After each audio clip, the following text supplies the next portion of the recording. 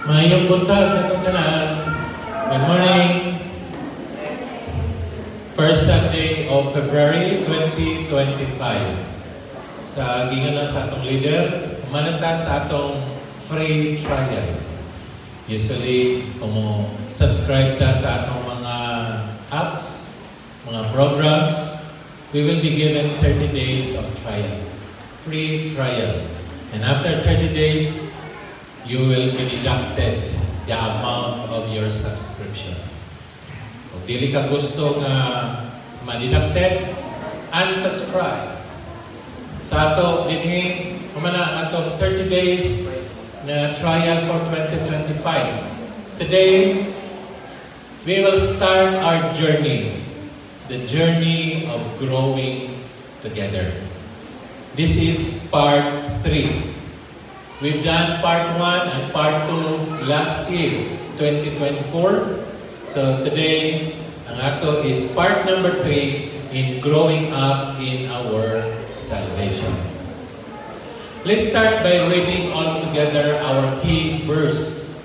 Usara atong key verse kay Diman verses, and I would like everyone to read it with me.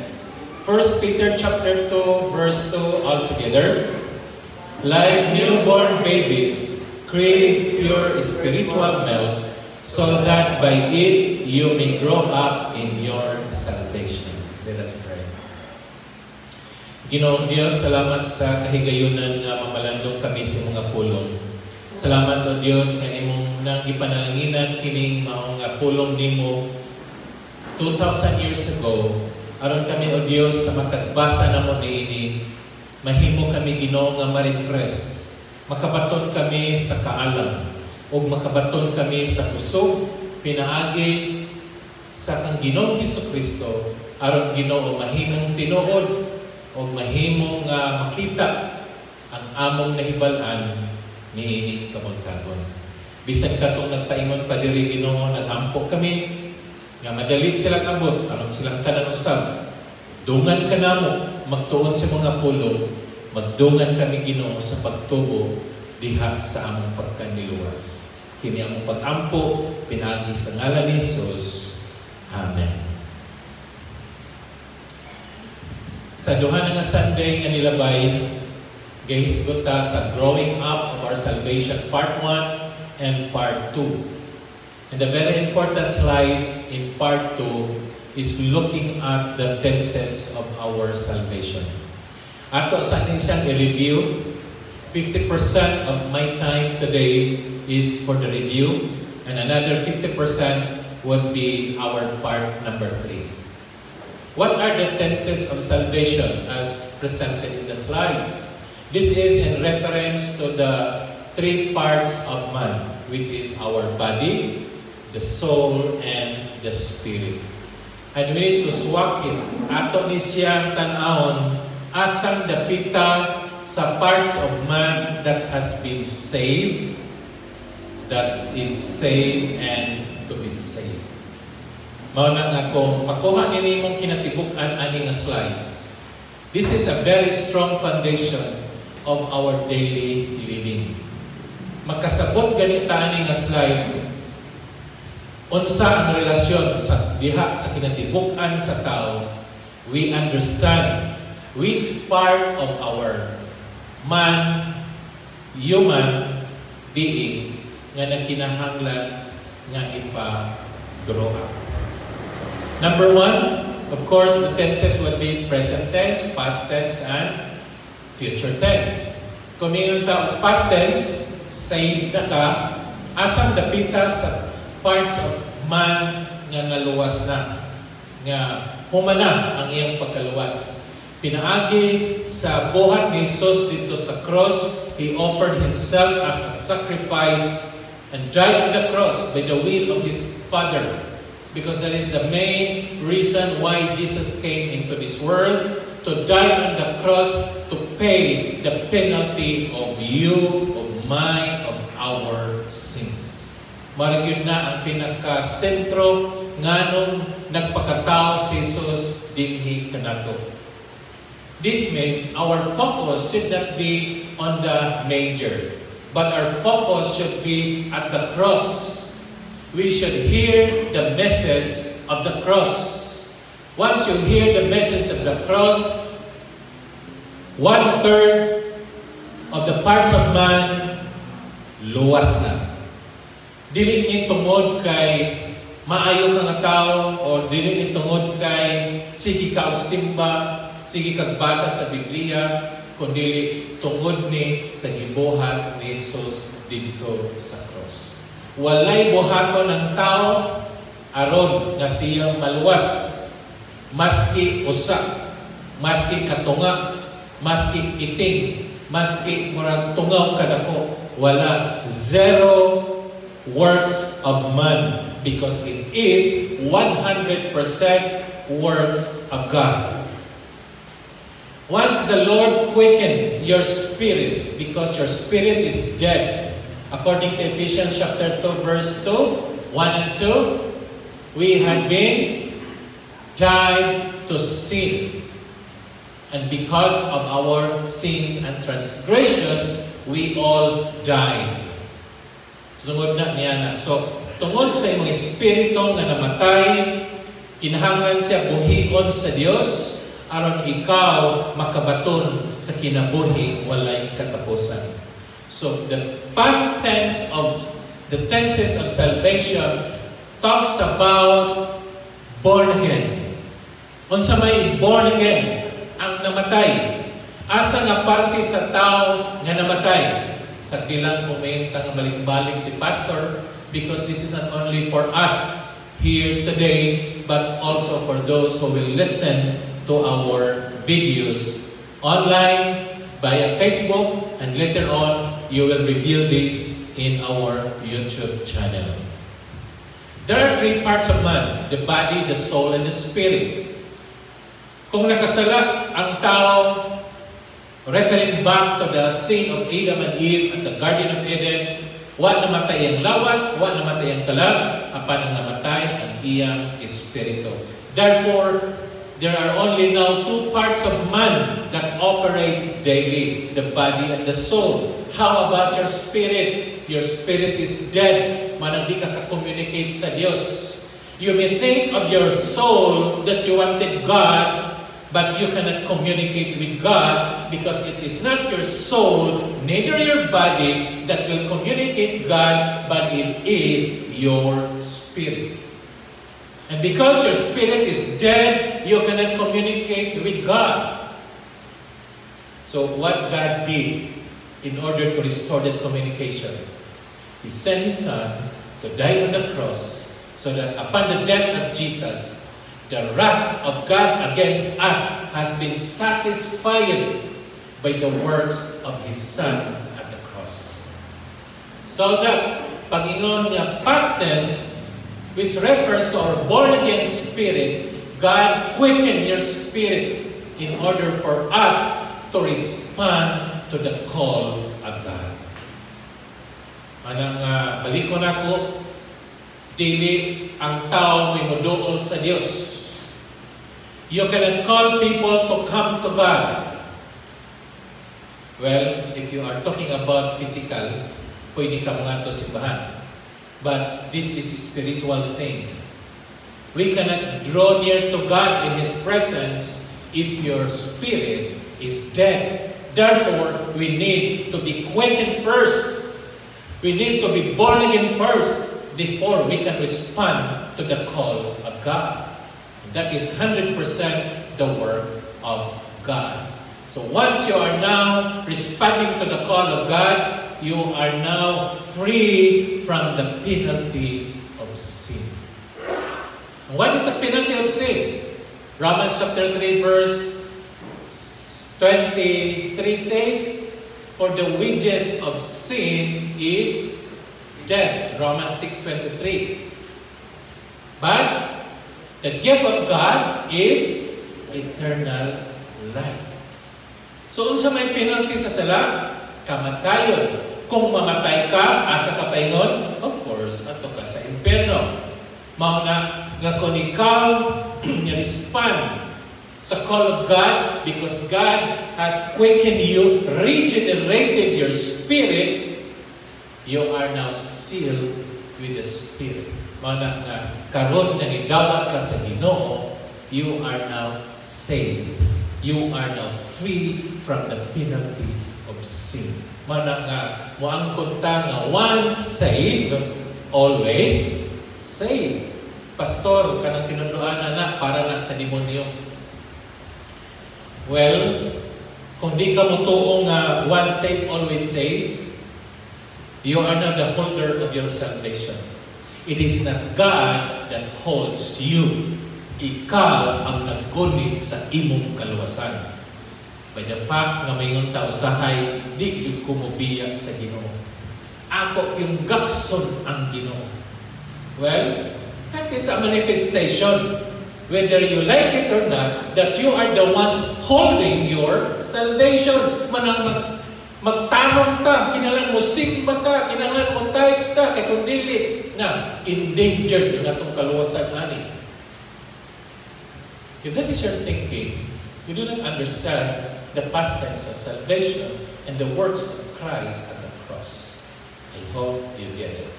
Number 2, the present progressive tense.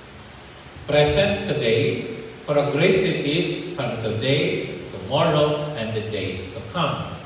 I am not the board pastor teachers, but most of you are teachers.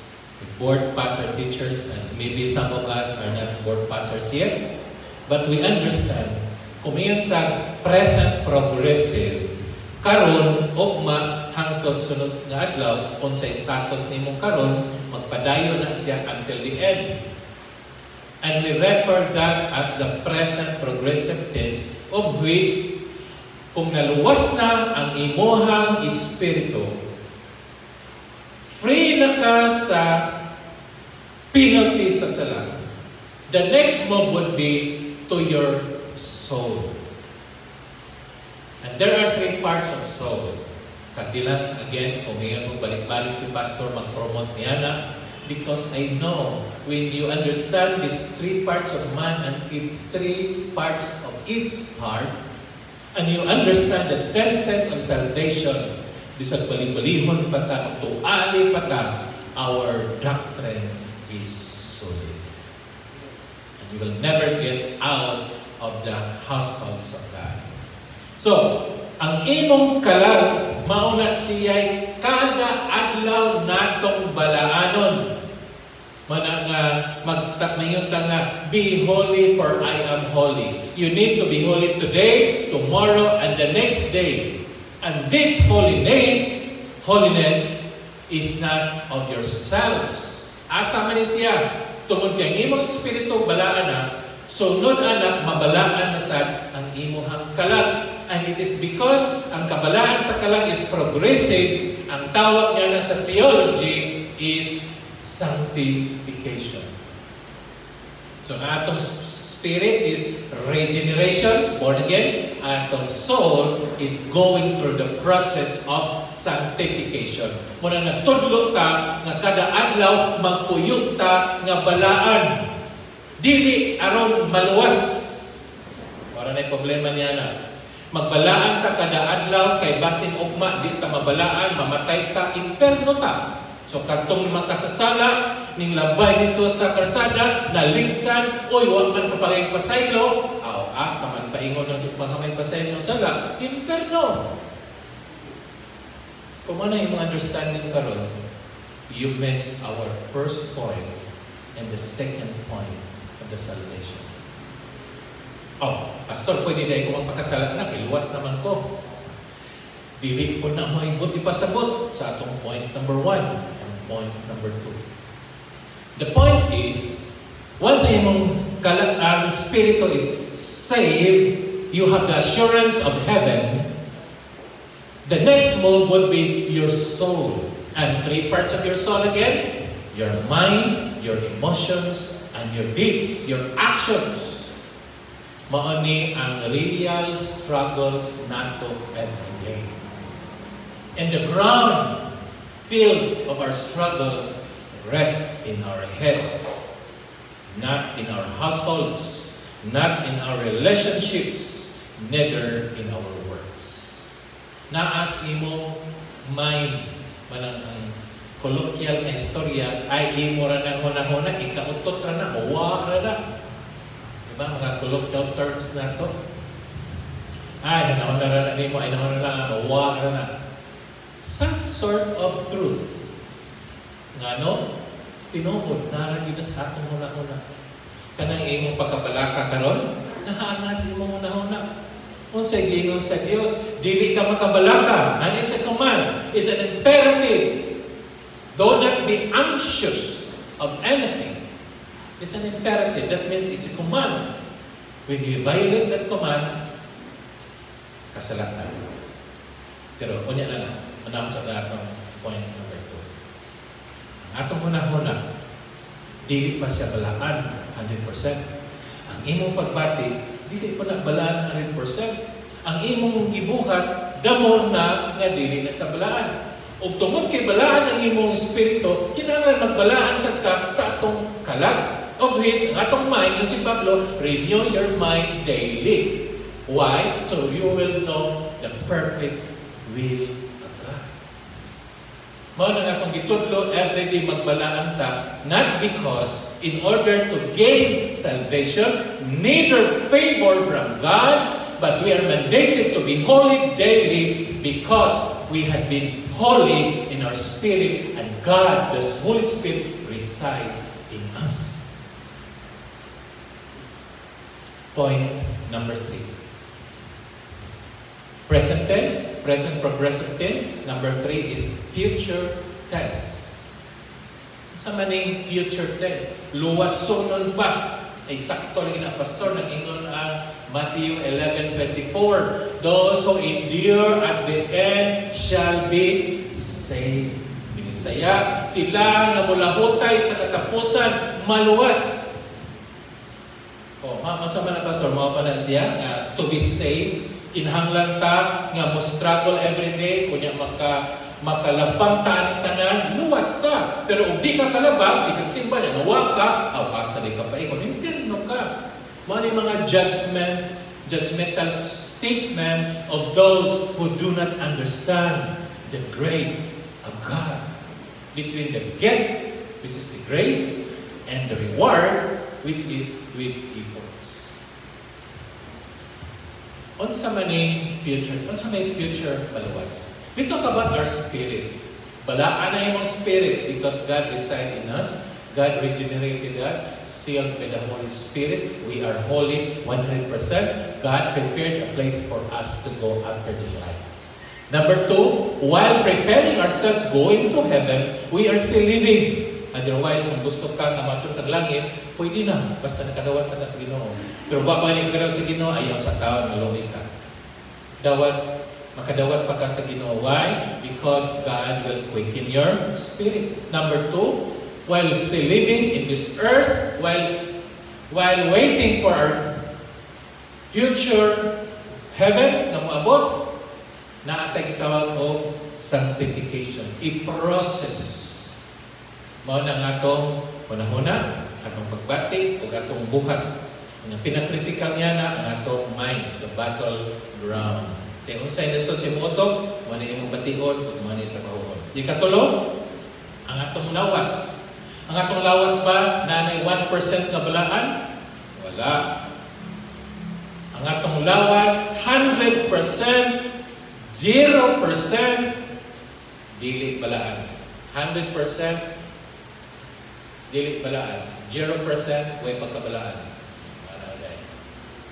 Malibog mo, 0.1%. So, ang atong lawas, maning masakit pa ka, madaot pa ka, sunugon pa ka, malatak pa ka, diba? Gikaon na ka sa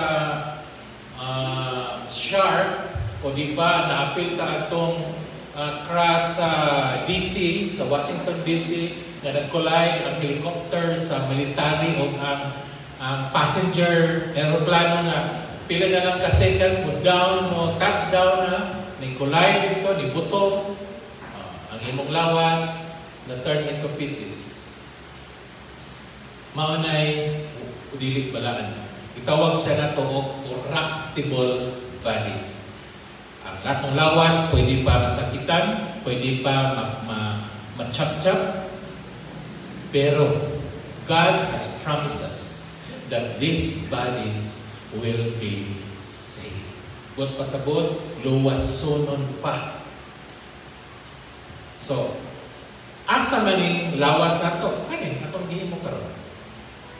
So, kanino tanan sa lawas, the parts of man, the body, to be saved.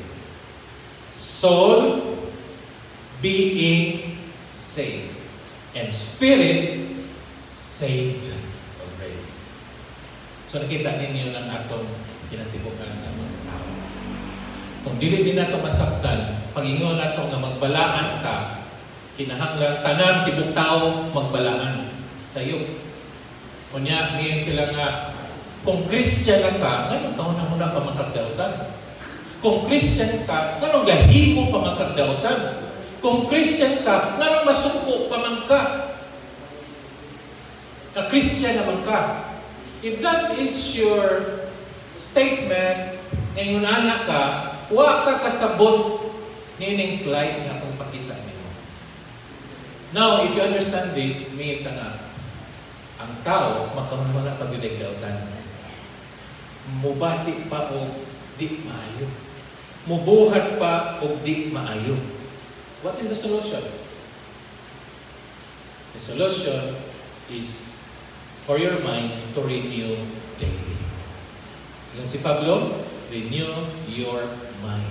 Bag-ohon ang atong una-una. Kay mao na siya culprit sa tanang dautan nga atong nahimo kada adlaw.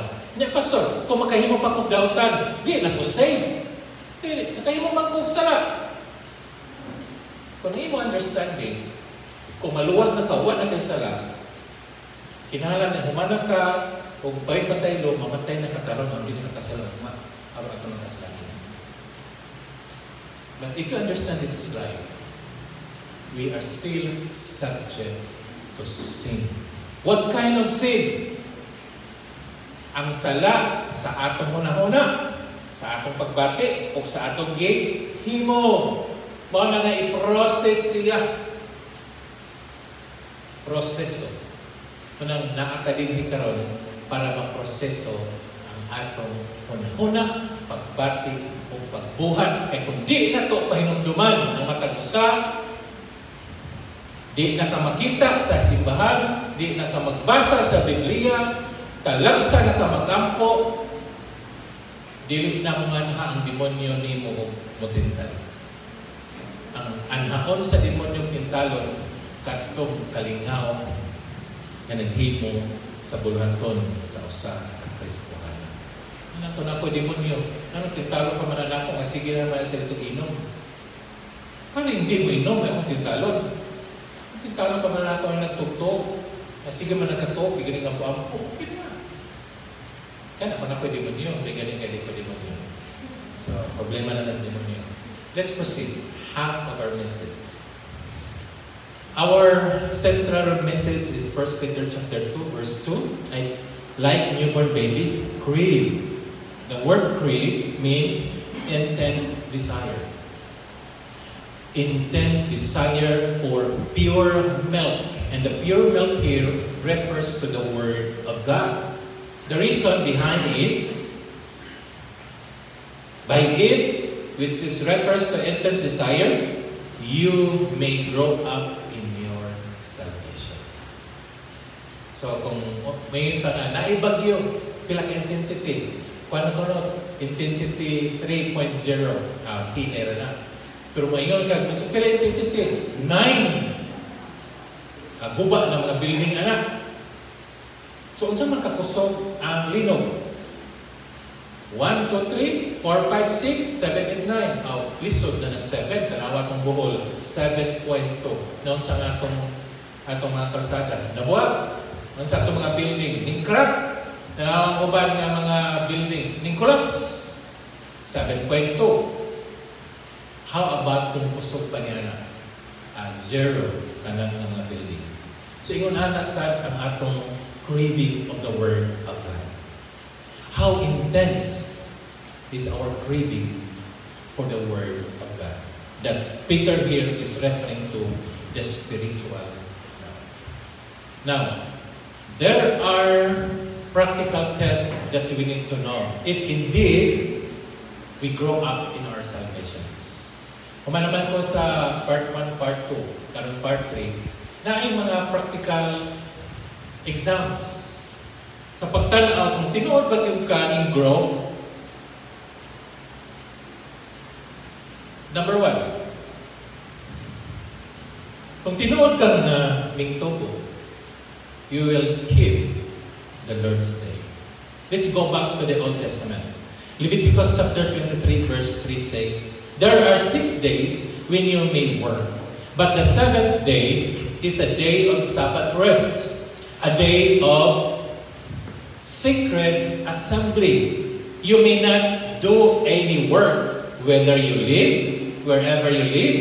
It is a Sabbath to the Lord."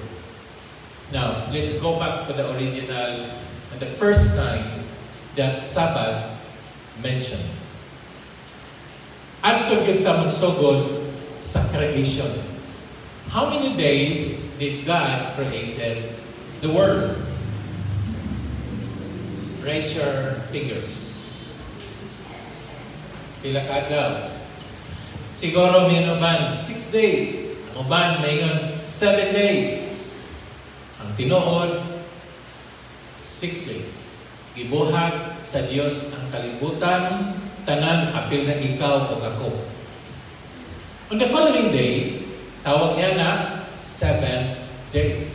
Okay, 6 days, first day, second day, hanggang 6 days, nagtrabaho ang Ginoo. Pagka 7th day, o sa gibuhat sa Diyos, He rested. May pahulay. Kapuyon din po Ginoo. What do you think? Bahulay man Ginoo. Ikapoy po Ginoo. Ikaw po rin magkamag. Tibo kalibutan, di ba kakapuyon? Nanghugas na galing ka. May nakadagan akong trabaho. Papahuay ko, matugs ako kay kapoy ka ikaw. Yan, nanghugas ng plato. Kana po magamas tibo kalibutan. Ipa-drive na gani, aral ng kapuya. Bato-bato sa langit, ang mga people, tamaan. Ang mga bata, usaray kasugo, o reklamo na. Pero, pasahay ang mga parents nyo nga, wag ganit ko, do not compare yourself to your children. Tiguang naman ka, naghan naman ka mahimo, bright, at ka sa mong bata. Niyang bata, pila na otok anak niya, pila na iyang nakita. So, kanya rin nahimo niya. Na minsan, kapoy na ko, dapat pahulayan. Kung kita, bisang kapoy na din, kita mo pahulay. Ayaw, i-compare itong pagalinon sa pangalan ka.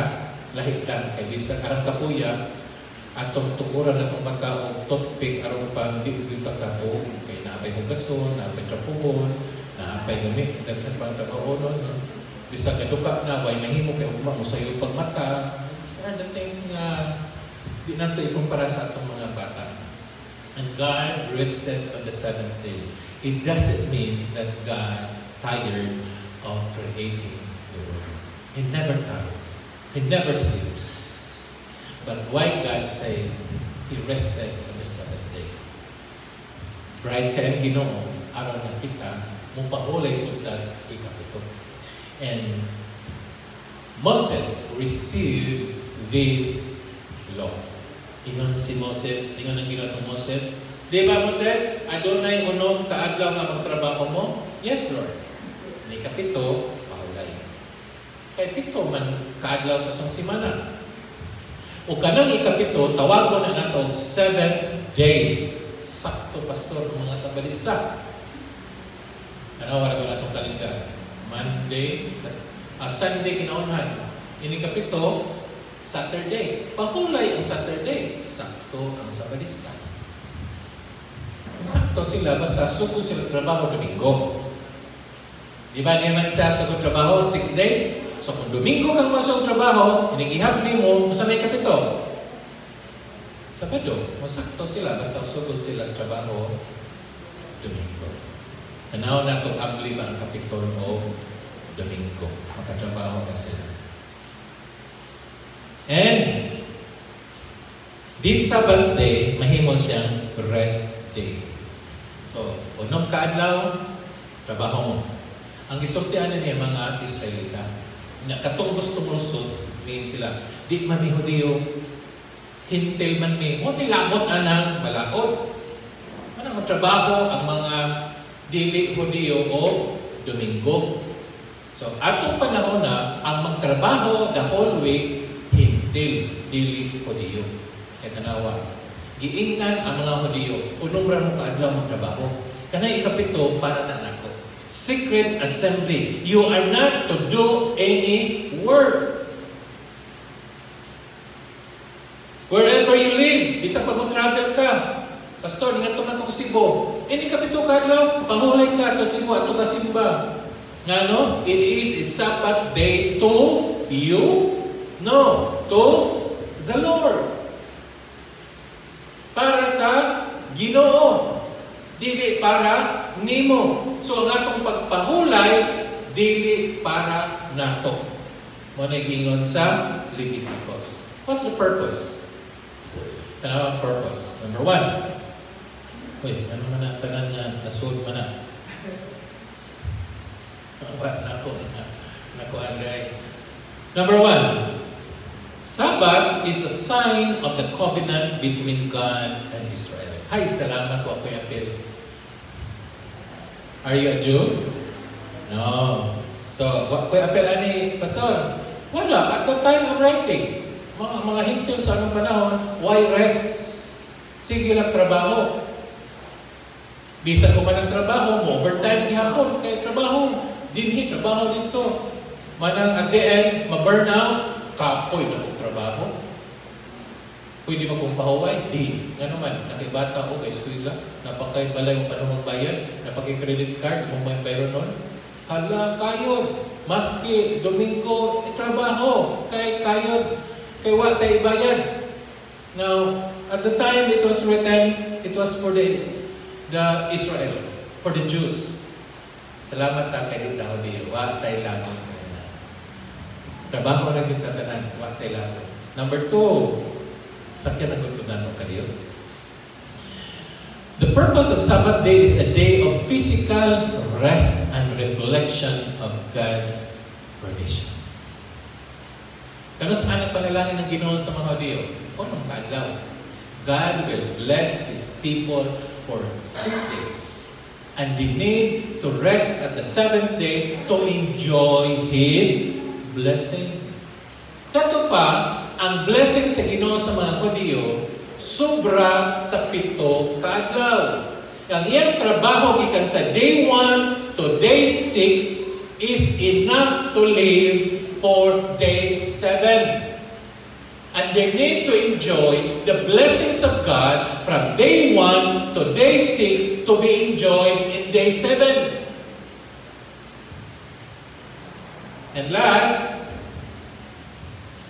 he said, breaking the Sabbath day was punishable by death. Kuyaw. Naga ni Hudiyo nga magtrabaho ikapito kaadlaw kasi buhaton nila. Patay. Kahadlok ba yan? May gani wajutay apil, wata namatay. This is only for the Jews, watay apil. So we can work even on Sundays. But look at the focus of these external observations. Ano gihapon niyo mo? Tapo man ang duha, isa-isa lang sa murag gamay rada, di na ko kabasa.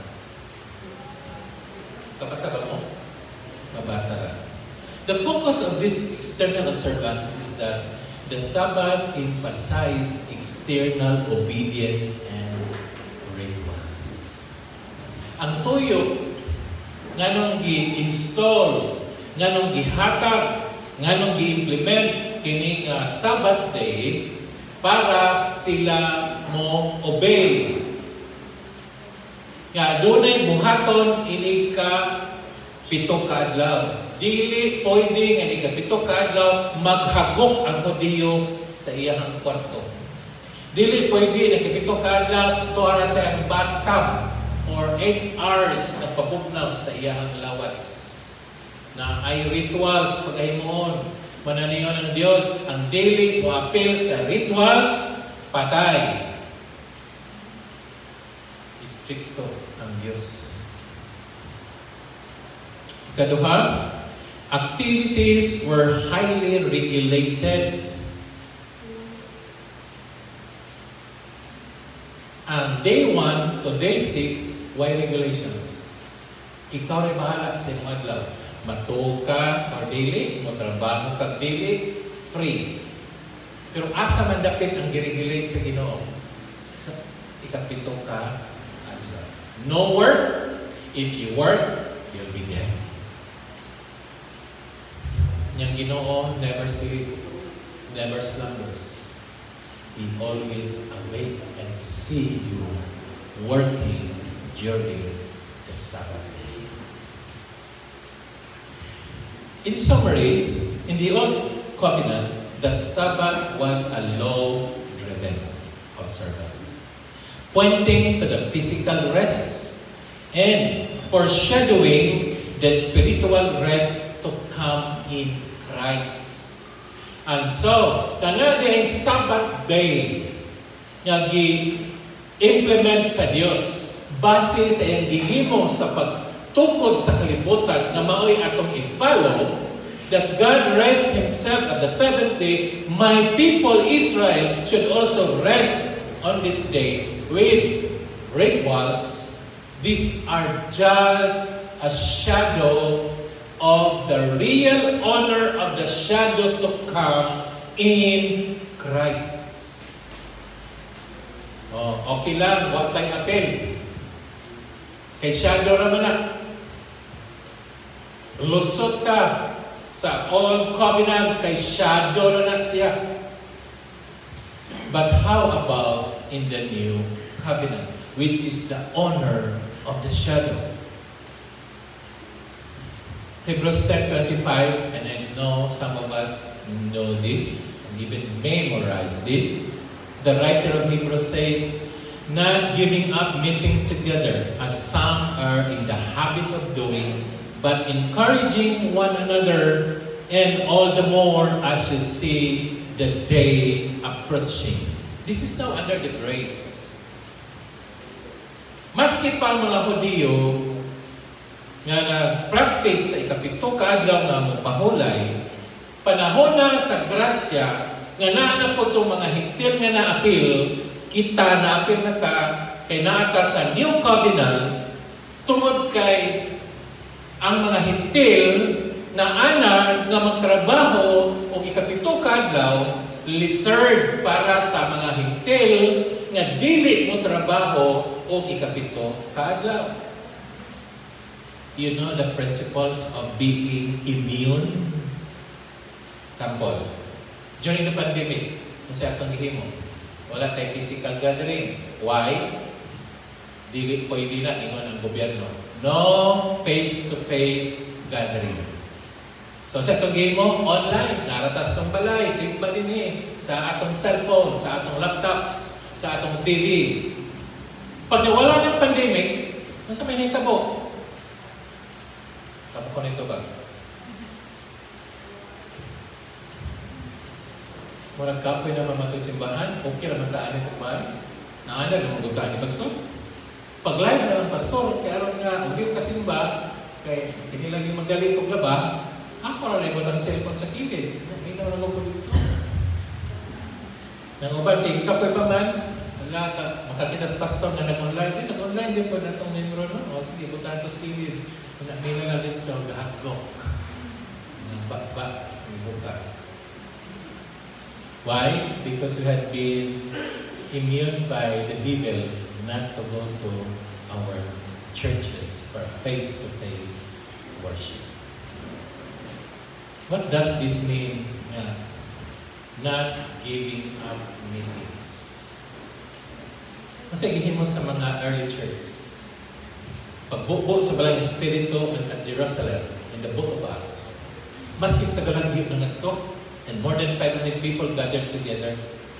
Ibubo ang Balang Espiritu, nahimo silang Kristohanon, o niya, they meet every day in the house of the Christians. Tungod kay wa pa kauli ang mga foreigners, ang mga Christian nga mga balay maigiabutan sa mga nahimong Kristohanon. Ug tungod niya na kinahanglan og pagkaon, buntag, bunto, hapon, snacks pa. Unya kung ikaw wa kay kwarta daghan, unsaon man ning ani mga tawo nagpuyo sa bahay. Mananingon ang pulong sa Dios kadtong naa muhatag, kadtong wa hatagan, and everyone as ato isa nga walay bisan usa nga nakulangan. Tungod kay ang mga dato minghatag ngadto sa dili dato. So na-meet ang tanang panginahanglanon sa iglesia. Daily sila nagsimba. Pagka nanguli ng mga foreigners, wa na daily, kada na simana. Niabot ang mga katuigan, ang uban di na mongadto sa templo. Mananiyon ang writer, not giving up meeting together as what others have been doing. Ang pinaka-nindot na example, pandemic. Na anad ang mga tao na tuwaras balay, mana nga lizard ang pag-anhin din sa simbahan. Pero mapulaan na silang balay, may na sila nga, gimingaw na gyud ko mato sa simbahan, namingaw na kumutan-aw nimo pato sa langit, Ismaila, kung ikaw ni. Mana mosimba sa akong kubanagsa, kaya aron makakita ko sa mga kaigsuonan. Kasi may purpose sa Ginoo nga naghihatag man siya. Sunday became celebration of Christ's victory over sin and death. Para sa ato, iyong tanga, kung sa may atong adol papahulay, dili man ta sa balista. Manandita sa Bado. Ngayon sa balista, ay kamo Antichrist siguro mo kay ang Antichrist wa kasigba sa the Lord's Day. Right? The Antichrist will not and do not worship God, of course. And their services is not on the day of Christ or in the Lord's Day. But the question is, kung sa atin ng adlaw nagsugod ng trabaho? Nagsugod ba ng trabaho Domingo? Of course, dili. Kung saan ka sa trabaho? Lunes. Nang kita'y nakilangan. Martes, Merkulis, Huwebes, Biyernes, Sabado. Kauno. Ikapito na to, Domingo. So, Domingo ang atong Lord's Day. Dili Sabado. Nganong Domingo? Because the celebration of Christ's victory over sin and death happens during Sunday.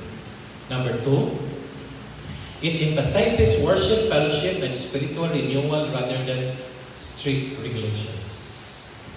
Kung sa unang panahon, stricto ang regulations. In the new covenant, dili siya stricto na dapat maning buhaton, kaya kung dili ning buhaton, wa kay grasya. Way panalangin. Nang uban mayngon, wa kay panalangin ano, naman ko kay simba. Isimba man ko, o mga matog tithes. Ihata matog tithes, o makas-permitting. Sabi uban, daghang listahan dito kung kinahanglan mo buhaton, aron kang makadawat og panalangin. Praise God, dili na tayo inana. We do not influence God, bribe our God in order to receive blessings. Why? God has blessed us. Itawag na yung tag-charito. Hindi na chariwan, dapat charito. Ano man? Blessed. Number 2, highly favored. At the moment you became born again, you are charito. Na di man sila kasabot ng sanang charito, ito yung ignon. You are blessed and highly favored. Eh kung di na mo isulti, di sila kasabot, charito baday ko. Di man ko lakit, bayi man ko, di charita. So, charito is a Greek word for blessed and highly favored. We are blessed and highly favored. We do not bribe God. We do not do the things in order for you to gain God's favor. Ang di na lang kong trabaho pastor. Di na lang kong simba. Nga no, yung pagsimba, nagsimba di mo tagakag panalangin. Nga no, yung pag-atin permitting, di ko man nakipanalangin madawat, o di ka matin way panalangin, di na mao. We have been blessed by God. We are given favored by God. Yung anong ampo kawanta? Well, that's another message. But today, we are blessed and highly favored. Therefore, makita nato na kung kita highly favored, simba ta, nibuhat ta ani, not because in order for us to gain favor from God or blessings from God, but to do this because we grow up in our salvation. In the New Covenant, the Lord's Day focuses on spiritual renewal, worship, and celebrating God's resurrection, rather than right or rigid rules and the physical result, or rests, or doing everything. What is the principle? The Sabbath principle, or the rest principle here is, there is a day in a week that is for you. Pastor, ang among trabaho kay Lunes man ang among rest day. So, ang anak ko, ang among rest day, Pastor, kay Friday. Ang among rest day, Saturday. So, ang anak ko, niya, may simbag Lunes. Domingo rin atong simba. So, ang anak ko, Pastor. Look at the principle. There is a day in a week that is for the Lord. So, kung nagsugo kang trabaho ang Lunes, Domingo for the Lord. Trabaho kang Martes, Lunes for the Lord. Kaya kung may simba, Pastor, at kung atong YouTube channel, magsimba ka, rest in the Lord, meditate, di ba? You pray, you sing songs and hymns to the Lord. Ako raman isa pastor. Oh, ikaw raman isa kong anak.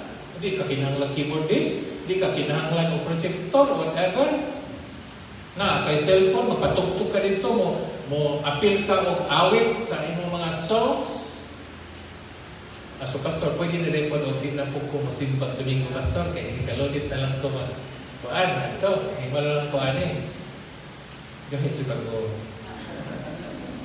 Kanang pilusok po, kanang pilusok dito ng mga tao. Di na lang ang istorya, anak, kung may nana sila, oy, ilong, I know you know. Kuan ang kukan, pagkahiril kasi mong puno dihan. Dili. So, lastly, what are our takeaways? Sa may madala na ito kung mabiyan tanin or practical applications. Number one, in the Old Covenant, the focus was on the seventh day as the day of rest. Not necessarily on Saturday as defined by the modern calendars. Kung legalistic ka, kalendar imong tanaw, kung sa may kapito ka adlaw, Sabado. Pero kanang kalendara, dihan na ba na pagsuwat sa Biblia? Wala. Kaysa tag-iyaan ng kalendar, Katoliko. Si Pope Gregory, ang nagamaana. Katoliko na nga kalendar. Kada adlaw ana niya na ay saints nga gi-ascribe. Kada buwan na ay saints and celebrations gi-ascribe. The good thing, gi-embrace siya internationally. Nga mauna niya itong kalendar except for the Jews. Ang Hudiyo na ilang kaugalingong kalendar. For the Chinese, ang ilang kaugalingong kalendar, Chinese New Year. Marag yun na nakalahi sa Chinese.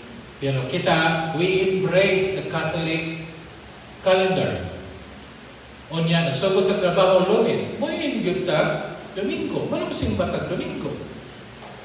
So, dili ta legalistic, dili po ta nga may nga kanila gyud atong himot kay kapito haragon 1 to 3. Tinuod na atong kalendar, but we do not work on Sunday. We worship the Lord on Sunday. Number 2. In the New Covenant, Sunday became the day Christians gathered for worship, reflecting and significance of Christ's resurrection. Kung tananin mo in the New Testament, kasagaran, nagtapok ang mga apostles, Domingo, first day of the week. Ni-resurrect si Kristo, first day of the week. Manghatag din na sa iglesia, first day of the week. So atong kalendaryo, ang first day of the week, Sunday. Anong labdon pa mo dyan atong para na sa mga dili o kahit ulo nga mo obey sa unsay gisulti sa pulong sa Ginoo. And lastly, growing up in our salvation means keeping the Lord's Day not out of obligation. Kaya ingon si pastor, dapat na lang anit ang tanan. Inyo biya ng simbahan, di rin ako dapat manganin ka. Kung di mo manganin, malain ko. Wala akong feeling sa una. Di ka di mo manganin, kaso lain akong buot. May ganit karon gawa na akong buot. Di na ko malain. Ngayon di naman ko malain. Because I know, ang inyong pagkakibinihin was mandated by God. God called you to come here to listen to His Word and to become a blessing to each one of us and to rest in Him. Ang wala din ako kibawa na. Wa sila panalangin. Kung di na sila mga magsakit ba ako tigol-tigol na? Di. Ako ba'y mutubo? Di. Isa lang may mutubo. Kamu, ganyan din. Katong naminaw online. Pero kung wala, madinhi, mga mga tao na targeton sa kanang tentasyon o pagsulay. Kunya, kung ma-target siya, di ka baro, hapla. O niya, nagpastor mo simba ko, okay na ko. O niya, nagpastor mo simba ko, huwag na ko yung problema. Mauni ang mga prinsipyo sa mga tao nga wa kasabot sa pulong sa Ginoo, wa kasabot sa iyang pagkaniluwas. Tinuod, kung daghang kang problema, come to Jesus. Tinuod, kung dili ka in good conditions of your spiritual, psychological status, come to church. Worship with us. Grow with us as we listen to the Word of God. Let us pray. Father God, salamat sa imo.